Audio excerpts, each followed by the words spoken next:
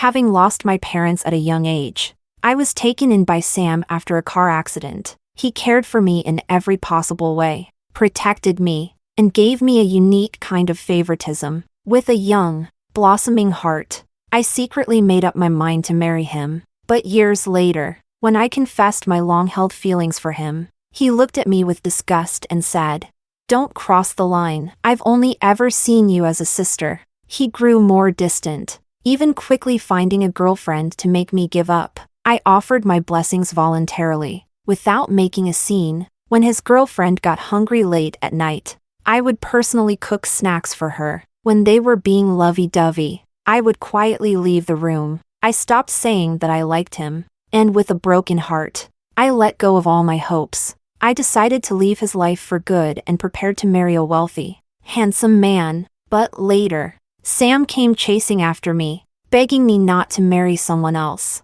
saying that he only blamed himself for not realizing his love sooner. Chapter 1. Roma. Grandma has already met that boy Eric. If you marry him, you won't be wronged. As for continuing your studies, you can discuss it with your fiancé. Your brother is getting married too. Grandma has prepared a new house for you. Move out during this time so you don't disturb your brother and sister-in-law's newlywed life. Grandma's words echoed in my ears as I lowered my gaze and softly replied, "Grandma, I've already found a place to stay. I'll move out within 3 days. Don't worry." Grandma seemed relieved and smiled as she reminded me about tomorrow's blind date before hanging up the phone. The butler, Mario, handed me a glass of water and spoke with concern. "Actually, Sir has always cared deeply for you. I remember the last time you had a stomachache and were hospitalized. He rushed back to the country, even ignoring a contract worth billions, just to take care of you. And that car accident, he swerved sharply to protect you, willing to get injured himself rather than let you suffer even a scratch. How could he not have feelings for you? If you move out and agree to this arranged marriage without discussing it with him, he might be very upset." Mario's slightly weathered voice stirred my thoughts, carrying me back to 7 years ago. I was an orphan. At 15, I accidentally ran in front of Sam's car. Not only did he take me to get checked out, but he also took me in. Since then, I had become the adopted sister of Sam, the crown prince of the capital, and the only princess of his household. Some people mocked me, saying I was just a fake princess, a girl whose parents had died. Whenever that happened, he would rush back from wherever he was and teach those bullies a lesson, then gently pat my head. "You're not an orphan. I will always be your family, and you will always be my treasure." After my college entrance exams, when he nearly lost his life saving me, I confessed my love to him directly. I thought we would have a happy ending. I believed he had feelings for me too. But that day, his amber-colored eyes were filled with disappointment and frustration. "Roma, stop this nonsense. I'll always be your brother." I refused to believe he didn't love me. We weren't related by blood, so why couldn't we be together? I kept chasing after him, but it only strained our relationship further and pushed him to quickly find a girlfriend. Mario never liked her and was always more partial to me. He comforted me, saying, "Miss, you've already proposed to him 99 times. Although he's rejected you each time, maybe if you propose one more time, he'll say yes." I thought about Eva's social media post from 2 months ago. Chapter 2. That day, Sam's proposal was a success. The floor was covered in Juliet roses, and the man with that cool, refined demeanor held a ring as he stood in her camera frame. Those were my favorite roses, and he was my favorite man. But now, they both belonged to someone else. From that day on, I decided to let go of the man I had loved for 7 years. I used to be too naive. Now that my brother is getting married, I should give him my blessings. Besides, you know I'm an orphan. Having the opportunity to study abroad and change my fate is something I have to cherish. What's more, Grandma's match isn't bad either. The Sam family raised me for many years, and through this marriage, I can both repay their kindness and build a future for myself. Mario looked at me with pain in his eyes, as if he wanted to say something, but I smiled and said, "Mario, this is a good thing. Please keep my departure a secret for now. I will find the right moment to tell my brother myself. Once I finalize the details of the arranged marriage, it will be time for me to leave for good." That night, Sam returned home with Eva and handed me a bracelet. His expression remained indifferent. "Happy birthday." Eva stroked the diamond necklace around her neck and smiled at me. "This bracelet was a gift Sam gave me last year. I never wore it. And 2 days ago, he gave me a custom-designed one. So I thought you could have this one. I remember you like Juliet roses. So think of it as me borrowing the flowers to honor the Buddha. Today was my 22nd birthday. Ever since Sam took me in, he had celebrated every one of my birthdays with me. Even if I had made him angry, he would always prepare a surprise for me in advance. He spoiled me endlessly, but ever since my confession, everything had changed. He kept his distance, and even my birthday gift was something left over from his girlfriend. I accepted the gift and forced a smile. "Thank you, brother and sister. You're welcome. I'll be your sister-in-law soon. After all," Eva said, turning to wrap her arms around Sam. Leaning fully into him, the man who had always maintained his distance from women didn't show a hint of rejection, and the woman in his arms invited me with a smile. 3 days from now, Sam will come to my house to discuss the wedding date. "Roma, you should come too. You're the little sister he loves most. I heard he even chose your university for you, making sure it was close to home because he couldn't bear to let you go. You should be involved in his wedding plans too." A sharp pain pierced my heart. So, in just 3 days, they would be discussing their wedding. Perfect. It was the same day I planned to leave. He would head toward his happiness, and I would head toward my future. I lowered my gaze and smiled distantly. "Congratulations to both of you, but I have something to do that day and won't be able to attend." Sam looked at me. "You seem out of it. Are you feeling unwell?" I was a little surprised by his concern. Ever since my confession, his care for me had been restrained, as if he were afraid of giving me the wrong impression. This was a rare moment of concern. Eva, however, looked at me with exaggerated pity. "She's probably exhausted from not passing the graduate entrance exams. It's hard to get into a good program. Maybe you should lower your standards and try applying to schools in other provinces. With your abilities, you'd get in easily." Before I could respond, Sam frowned. "No, that won't do. If she goes to another province, I won't be able to take care of her. If you're feeling overwhelmed, do you want me to arrange for a tutor?" No matter how badly we fought, he always thought of me, unwilling to let me go too far away, as if he was worried I'd get hurt beyond his control. I once believed that was love. Now, I'm certain it's just family affection. Chapter 3. My eyelashes trembled slightly. "No need for a tutor. Let me take my time with the exams. I'm already 22. I can decide for myself." His expression darkened slightly. Eva glanced at him, then smiled and told me to make sure I got plenty of rest. She hooked her arms around Sam's neck and sweetly whined. "Come on, Sam. If she can't pass the exams, just let her take a break. Why are you pushing her so hard? I'm so tired from shopping today. Carry me upstairs to rest, okay?" Sam said nothing more, picked up Eva in his arms, and walked upstairs without looking back. I stood by the staircase, watching the couple who were so passionately glued to each other, and a bitter feeling quickly welled up in my chest. What a perfect match. I lowered my head, staring at the birthday gift in my hands, and made a wish. May Sam have a smooth life and eternal happiness. After closing the door to my room, I began packing my luggage. Having lived in Sam's house for so many years, I had accumulated a lot of things, especially the gifts he had given me, which filled an entire cabinet. I didn't take any of them with me, only the things I used regularly. The next morning, I met Eric, my blind date. As planned, rumor had it he was a notorious playboy who changed girlfriends more often than his clothes. His family had forced him to study abroad in hopes of curbing his bad habits. From afar,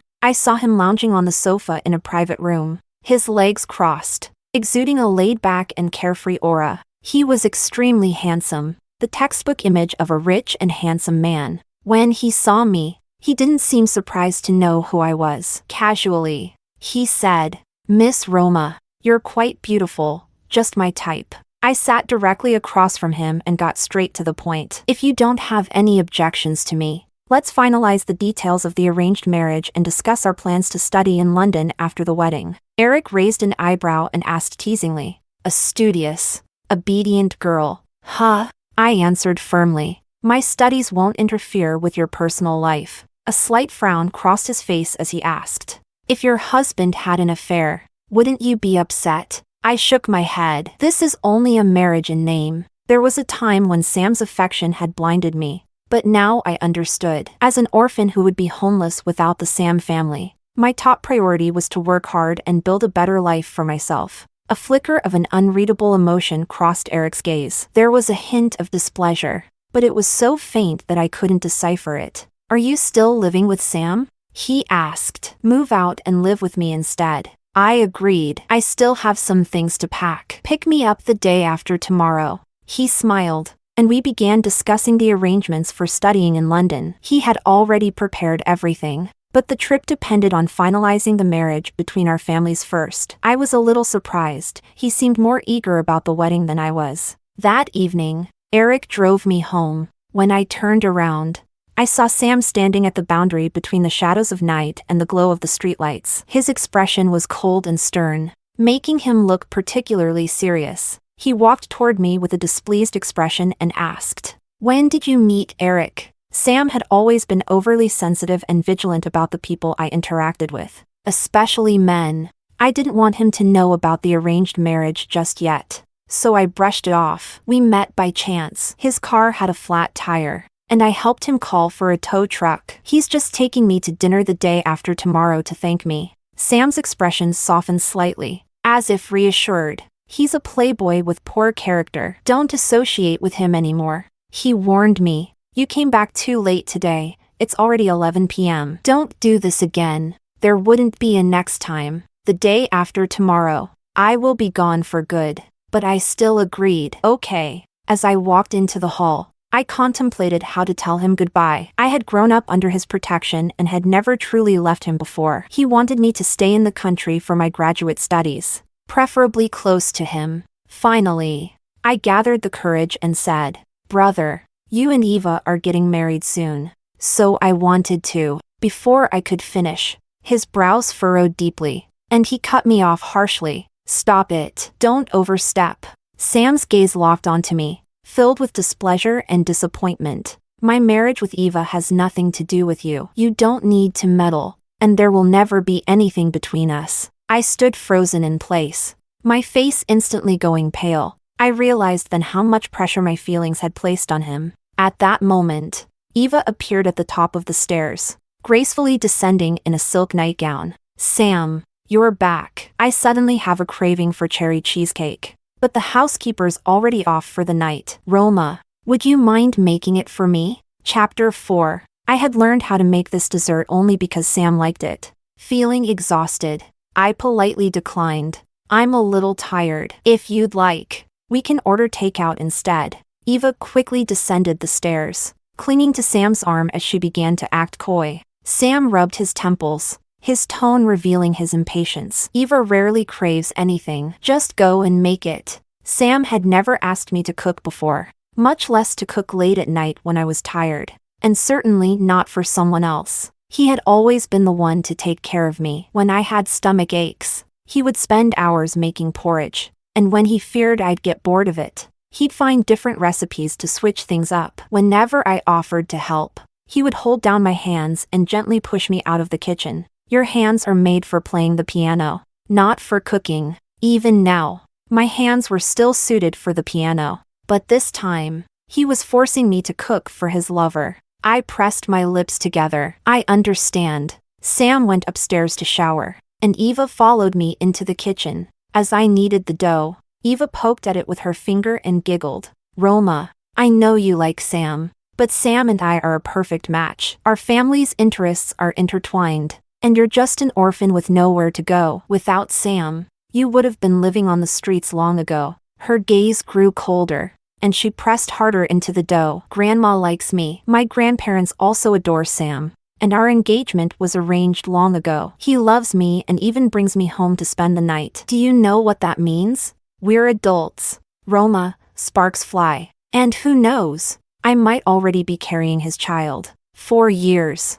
He's done everything for you personally, but is he your father? You've held him back for so long, and now you want to keep doing it? How shameless can you be? If you had any conscience, You'd leave this house right now. I'm getting sick of seeing you. My pupils shrank. I had always sensed her hostility toward me, but she had hidden it well until tonight when she ripped off the mask. I'm sorry. I'll leave and won't bother you anymore. Eva sneered. Since that's the case, let me help you see the gap between us. Before I could react, she intentionally spilled the pot of boiling water onto her hand. I froze, utterly shocked. The sudden noise caught Sam's attention as he came down the stairs after his shower. Eva put on a pitiful expression. Sam. Roma accidentally knocked over the pot. Don't blame her. She's tired today. I'm fine. Tears rolled down her face like pearls on a broken string, and Sam's eyes filled with distress as he held her. My mind was a mess, and I hurriedly tried to explain. I didn't burn her.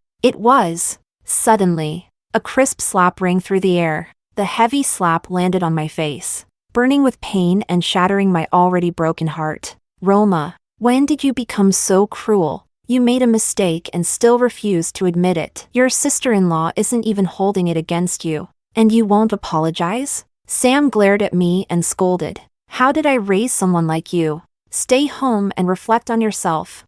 I felt like I was trapped in an ice chamber, my body frozen as I watched him carry Eva away. She leaned weakly against him, turning back to give me a cold, mocking smile. Her words echoed in my head. I wiped the blood from the corner of my mouth and let out a bitter laugh as tears streamed down my face. I finally understood the difference between us. There was no comparison. I went upstairs, packed my bags, and burned all the clutter, along with the memories of Sam and the 7 years of love I had foolishly held onto. All night, I called Sam 100 times. He didn't pick up once. I couldn't explain or even say goodbye. I sat in the living room until dawn. They never came back, and the bitterness in my heart only deepened. I grabbed the household registration book and transferred my registration independently. Then I sent Sam a message. Can you come home? I need to talk to you. He called back immediately, his tone cold. Haven't you caused enough trouble for your sister-in-law already? If you try anything today, I'll get you 100 more graduate exam practice books. Hearing his anger, I decided not to explain Eva's trap. I softly replied, I'm not here to make you angry. I just want to say thank you. Thank you for taking care of me all these years. I'm moving out today. I wish you and your wife a long, happy marriage. I'm going abroad, and I probably won't have many chances to see you again. If you have time, bring her back for lunch. We can meet at noon. There was silence on the other end of the call for a long time before I saw he had hung up. My chest tightened, and I lowered my head, going back inside to prepare a table full of dishes. By noon, no one had come. I checked my social media feed and saw that Sam had gone to Eva's house to discuss the wedding.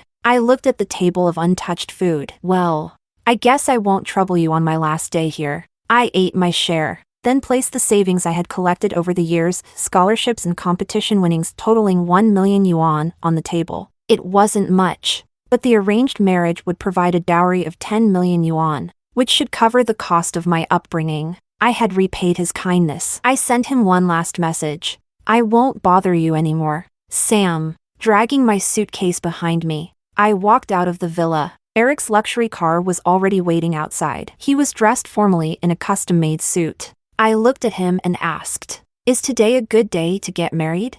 Eric was caught off guard. In such a hurry? I'm in a hurry to leave for my studies abroad. His gaze darkened slightly before he let out a soft laugh. Sure, but I'm afraid that once we're at the registry office, you'll back out.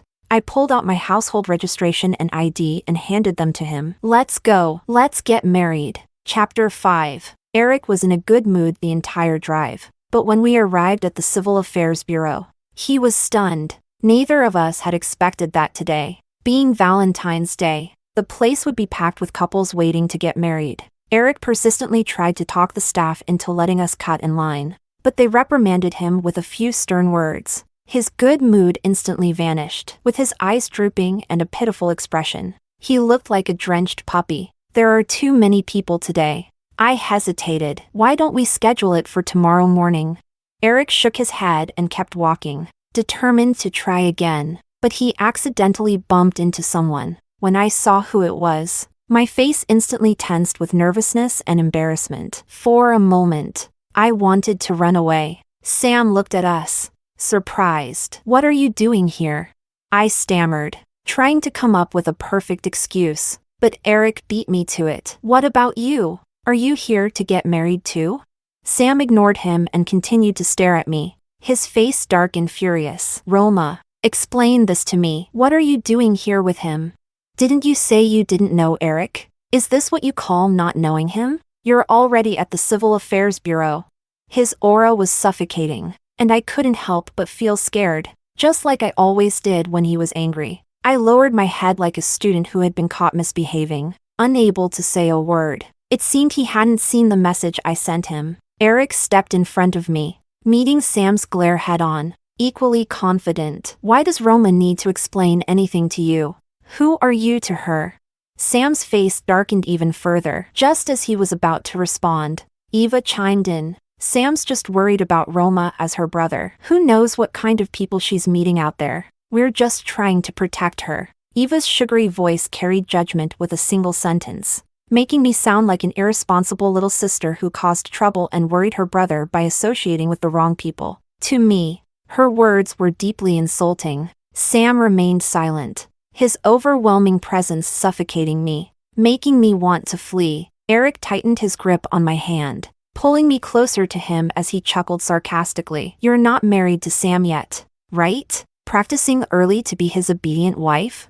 Roma's an adult. Does she not even have the freedom to choose who she can be friends with? Sam, if you're that controlling, why don't you control Eva's mouth? It's like a classic green tease. I glanced at Eric, finding him even more attractive at this moment. Eva's face immediately changed. Dropping the pretense of being kind and gentle, she pointed a finger at Eric, ready to lash out. Did I hit a nerve? You're not even married into his family yet, so don't meddle in other people's business. Don't act like no one's in charge around here, and stop stirring the pot. The world would be more peaceful without you.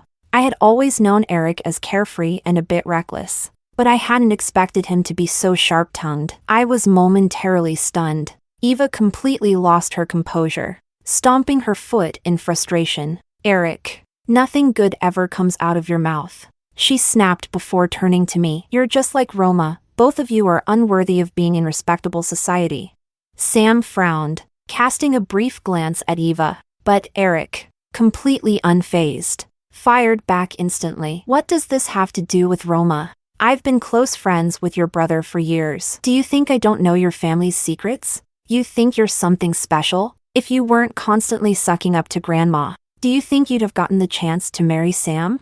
The lively atmosphere in the Civil Affairs Bureau shifted. Couples who had arrived with smiles and anticipation were now watching the unfolding drama. Sam said nothing, allowing Eric to humiliate Eva without interfering, but he kept his dark gaze locked on me, his expression as ominous as if it had been painted with a brush dipped in ink. Roma, come home with me. Finally, Sam spoke, but it wasn't a request, it was a command. His once elegant and refined features were twisted by anger, and the man who had always been warm and gentle to me now felt like a complete stranger. I gripped Eric's hand tighter and forced myself to stay calm. In a loud, steady voice, I said, I've already moved out of your house. I turned to look at Eric, meeting his gaze filled with warmth and encouragement, silently urging me forward. Eric is my fiancé. Grandma has already approved our marriage. We're here today to get married. Brother, you're getting married. And now I am too. We've both found our paths and fulfilled our wishes. From now on, we will go our separate ways. Chapter 6. The glimmer of hope in Sam's eyes collapsed, and he stared at me in confusion, as if he couldn't understand why I was suddenly acting this way. I had always been the obedient one. If he said one, I would never say two. But now, I was holding another man's hand and telling him I had a fiancé. He didn't even know when the engagement had been arranged. His years of control over me had been challenged. After saying those words, I didn't pay attention to Sam's reaction and turned away, pulling Eric along with me. After we had taken a few steps, Sam finally reacted. He threw the documents in his hand onto the floor and roared, as if giving me a final warning. Roma, you chose this path yourself. Don't regret it. I wouldn't regret it. Eric was unusually quiet at that moment, so well-behaved that it didn't feel like him. He let me lead him without resistance as we walked out, Once in the car, I glanced down at my ID and sighed. Sorry, we didn't get to register today. Eric gave a carefree laugh. I didn't expect there to be so many people or to run into Sam and Eva. It must be a bad day according to the calendar. Where do you want to go now? Eric asked, smoothly steering the car with one hand. Rumor had it that Eric loved speeding, often scaring his dates to tears in the passenger seat. But judging by his calm and steady driving now, not all rumors were trustworthy. Take me home. I need to put my luggage back. I'm a bit hungry. How about we grab something to eat first? Before I could respond, Eric made a U-turn and took me to a private restaurant. The restaurant had a refined and elegant ambience, and in the center stood a pure white grand piano. We sat across from each other, waiting for the food. The silence between us felt heavy. Just say what's on your mind, I said, breaking the quiet. You've been holding it in since we left the Civil Affairs Bureau. Eric scratched his nose, caught off guard. It's nothing, really. I just didn't want you to feel upset after seeing those two. You know, we've all loved the wrong people when we were young. Once you see the truth, you'll be fine. There's always someone better waiting ahead. His words were so full of life experience that they made me chuckle a bit. I'm fine, I said softly. He's not a bad person. He just didn't love me. I'm sorry for dragging you into this today. I'm your fiancé. That's what I'm here for. Eric propped his chin on his hand and looked at me intently, as if I were a muse inspiring an artist. I turned my head slightly and met his gaze. In the sincerity of his eyes, I saw a reflection of myself. Eric stood and extended his hand toward me. Would you do me the honor of playing a piano duet with me?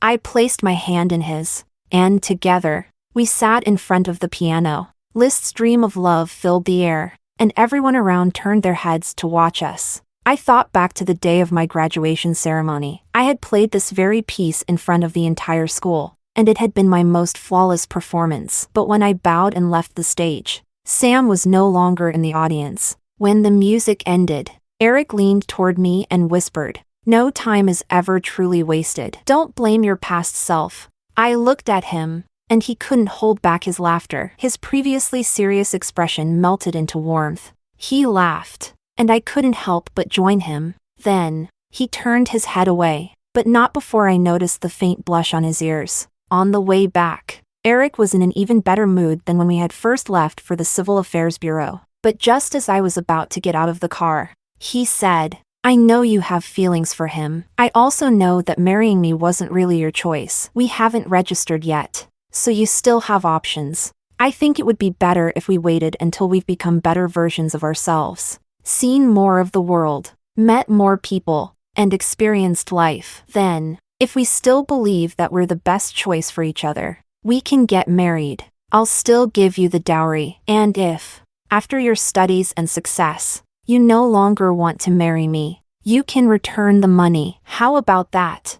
I stared at him in surprise. Beneath his playful and carefree exterior, I hadn't expected him to be so thoughtful. My feelings toward him suddenly became more complicated. "If you agree, I'd be grateful," he added, his charming eyes softening as his usual liveliness dimmed slightly. The car blended smoothly into traffic, stopping briefly at a red light. "Either way, it's fine with me," he said quietly. Instead of taking me to his home, Eric dropped me off at one of his properties before leaving. As I was pulling my suitcase inside, my phone rang. It was Sam's grandmother, Roma. Her voice sounded much more serious than usual, without its typical liveliness. "Sam's gone."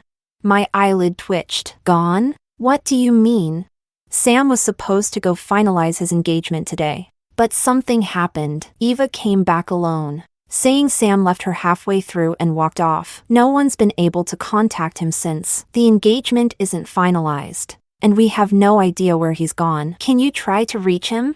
Chapter 7. Before Sam's grandmother could finish speaking, I felt someone approach from behind. The next second, my phone was snatched out of my hand and the call abruptly ended as I was pressed against the wall. I gasped, ready to scream, but a warm hand covered my mouth, muffling my fear. My eyes widened as I stared at Sam, who was standing so close that I could see the fine details of his skin, his long lashes, his warmth, and the shallow rhythm of his breath. With all my strength, I shoved him away. Sam, clearly drunk, stumbled back and leaned against the wall in defeat. I furiously wiped my lips, tears threatening to gather in my eyes. I had never felt so wronged before. Sam, how did you know I was here? I put a tracker on your phone. I knew you went to dinner with Eric and played the piano with him. That song, you played it before. At your graduation ceremony, you played it for me, didn't you? So, he had known everything. He had just been pretending otherwise. Seeing that I wasn't responding, Sam's head drooped, his whole demeanor filled with defeat. Roma, I know everything. I figured it out. He mumbled, you're marrying Eric because Grandma arranged it for you. Yeah. So what? Sam suddenly lifted his head and pulled me into his arms, holding me so tightly I couldn't move. I know everything, which is why you can't marry Eric. He's not a good man. Roma, marry me instead. I'll handle Grandma and everything else. All you need to do is be my bride.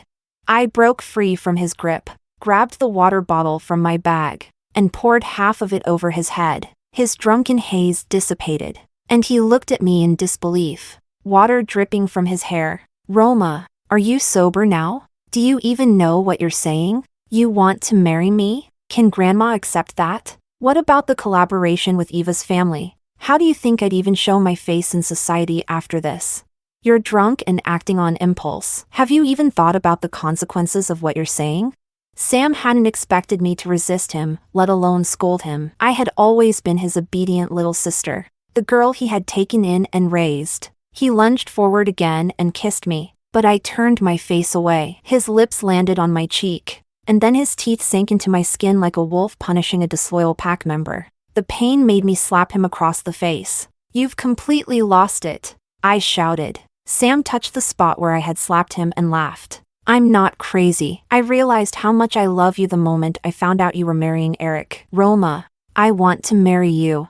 I can fix all of this, he said quickly, afraid I would interrupt him. I only pushed you away before because I thought you were too young. There's an age gap between us. I was the one who decided to take you in. And to outsiders, we're like siblings. How could siblings be together? It's not acceptable. That's why I kept avoiding you. I was afraid of falling for you. But now I regret it. We're not related by blood. Why shouldn't we be together? We love each other, so we should get married. Sam was spiraling, his gaze filled with obsession. I won't watch you ruin yourself by marrying Eric. I'll take you away from him. He staggered, dropping to one knee, and pulled out a ring box. His eyes were filled with desperate hope as he looked up at me. Seeing him like this once untouchable man, now reduced to begging, I felt a bitter sense of irony. Who would have thought that the high and mighty Sam, the king of the capital's elite circle, would one day humbly propose to the very girl he once avoided like the plague? Sam, why do you think I would still be standing here waiting for you? Why do you think I still love you?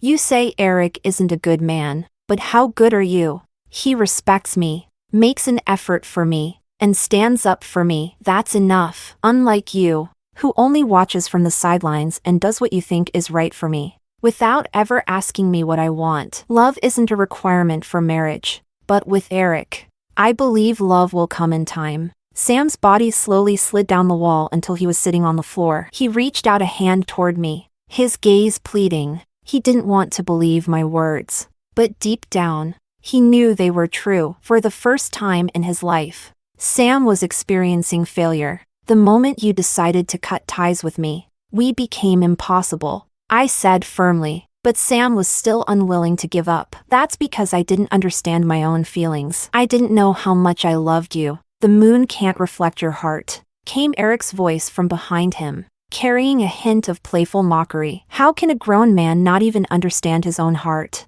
Eric stepped forward and pulled me behind him, looking down at Sam with pity in his eyes. Sam, the fact that Roma wasn't your first choice shows that you already weighed the pros and cons and made your decision. This whole "I didn't realize I loved you" act is just you covering up your indecisiveness and selfishness. Now that you see your plan didn't work, you're making another choice, again. Chapter 8. Every time Eric argued, his charm seemed to peak. I glanced at him, then followed his gaze toward Sam, whose brow was tightly furrowed. What are you doing back here? I asked. I saw Sam's car from the window. I couldn't rest easy, so I came to check on you. Seeing our natural interaction, which carried a hint of intimacy, the light in Sam's eyes dimmed bit by bit until it was completely extinguished, leaving only defeat. Eric delivered the final blow. If you have no other business, please leave. My fiancé needs to rest. Sam's eyes were filled with despair. He stared at us blankly, then stood and staggered toward the door, even tripping on his way out. The next time he found me was a month later. I was getting ready to leave for my studies abroad. Eric was lounging on my couch with his cat in his arms, watching TV, when the doorbell rang urgently. When I opened the door, Sam looked unhinged. The moment he saw me, he shoved his ID card into my hands. Roma, let's get married. I broke off the engagement. Nothing is standing in our way anymore. Eric pulled me into his arms, shielding me, and pushed Sam back slightly. Why are you still harassing my fiancé? Eric's voice was firm, protective. Just as the words left his mouth, a woman's figure charged toward us. Before I could react, Eric had already pulled me tightly into his embrace. Gone was his usual composure. His face was pale, and he was breathing heavily. I felt something warm on his back. When I touched it, my hand came away stained with blood. Sam had already tackled the woman to the ground. Only then did I realize it was Eva. Her face was twisted in madness as she laughed hysterically, screaming at me, Roma, I'm going to kill you. Why? Why am I nothing to Sam? Why has he never seen me? He broke off the engagement, and now I'm a laughingstock in the entire capital. As long as you're alive, I'll never have Sam's heart. I had no interest in their childish debate over who loved whom. Sam restrained the frenzied Eva and demanded, How did you know where Roma was? Eva cackled. Sam, did you think you were the only one who could plant a tracker? As long as I find you, I'll find that bitch Roma. I'll kill her, and then you'll be mine alone. These two were both insane. I quickly called an ambulance and rushed Eric to the hospital. Before leaving, I looked back at Sam. He was crouched on the floor, holding Eva down. For the first time, I looked down at him from this angle. His eyes were filled with regret, inner conflict, and the crushing weight of failure. He already knew how this was going to end. Sam, I said softly, Eva is guilty of intentional harm. I will report this to the police. I hope you won't protect a criminal. Sam's lips twitched as if he wanted to say something, but in the end, all he did was sigh. Don't worry, I'll make sure she's locked up, he whispered. Eric's wound wasn't life-threatening, but it wasn't minor either. Eva had stabbed him with all her strength, and the knife had gone deep into his back. Sam kept his promise. He called the police and had Eva taken away. Neither his grandmother nor Eva's family could convince him to back down. No matter how much they begged, the engagement between the two families was officially annulled. Chapter 9. After that, Sam almost completely disappeared from my life. I was too busy. After that night at the private restaurant, the video of Eric and me playing the piano went viral online. In the video, we sat side by side, and the notes flowed effortlessly from our fingertips, intertwining into a soft melody that touched the hearts of everyone who listened. Netizens were enchanted by our rendition of Dream of Love and thought Eric and I made a perfect match. Once our identities were revealed, they gave us a ship name and created several fan accounts dedicated to us. Because of this exposure, talent scouts began to notice me when I went abroad to study. I balanced my studies while entering the entertainment industry as a singer. I debuted at the top, and my career skyrocketed. Every time I released a song, it went viral almost instantly, and soon, people of all ages were humming my tunes. Within 3 years,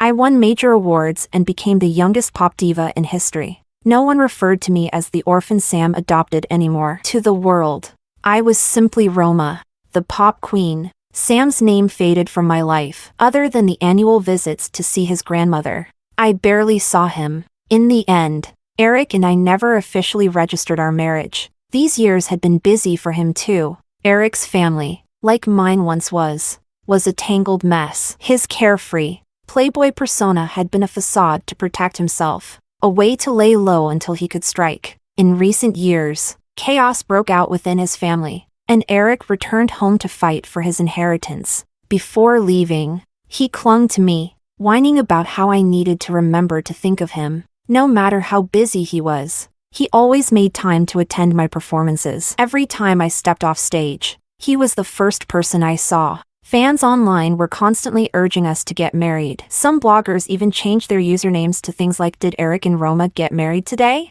After a fierce internal family battle, Eric emerged victorious, becoming the new head of his family. Under his leadership, the family business thrived and even began overshadowing Sam's family empire. Whenever Eric negotiated a business deal, he made a point of targeting Sam's projects, always aiming to beat him. I did see Sam once. It was at a social gathering, and I was there with Eric. Sam had a female secretary by his side. When he saw me, he was chatting with others about business. I walked past him, gave him a polite and distant nod, and smiled briefly before continuing on my way. When my contract with my former agency ended, Eric quickly acquired a talent management company and signed me as its only artist. With hard work, I rose to the top tier of the entertainment industry, winning countless awards. But there was still one prestigious award I hadn't won yet. In my 5th year as a singer, I won a Grammy. When the host called my name,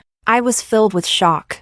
I took a deep breath to calm myself and made my way up the steps. With every step, I noticed Juliet roses scattered along the path, leading me toward the stage. When I stood on the stage, the flowers around me bloomed into a sea of roses. Eric, dressed in a sharp suit, emerged gracefully from the floral display. His warm, charming eyes locked on me. He held a vibrant bouquet of Juliet roses and knelt down on one knee, pulling out a ring. "I took your advice," he said softly. "I spent these past few years traveling with you, seeing the world, meeting new people. I've been at the top, surrounded by luxury and fame. And through it all, I realized with certainty you are the best choice of my life. Ever since I met you, every moment of my life has been filled with happiness. Roma, am I the best choice for you too?" I looked at him, and we both became teary-eyed fools. With the award and bouquet in my left hand, I extended my right hand to him. "Eric, let's solve the challenges of the future together." The room exploded with applause. Eric stood and hugged me tightly, crying openly, shedding his usual businesslike demeanor. News of Eric's proposal spread online like wildfire. Fans of our ship name declared it a holiday, and creative fan edits flooded every platform. As I lay on the couch, watching Eric book our marriage registration appointment, I thought back to the last time we tried to get married. I gently nudged him. "It's Valentine's Day again. Are you sure we'll get the certificate this time?" Eric grabbed my foot, pretending to lower his head to kiss it, but I quickly pulled it away and glared at him. He laughed, took my hand, and kissed it instead. "Don't worry, my love. This time, we'll definitely get it."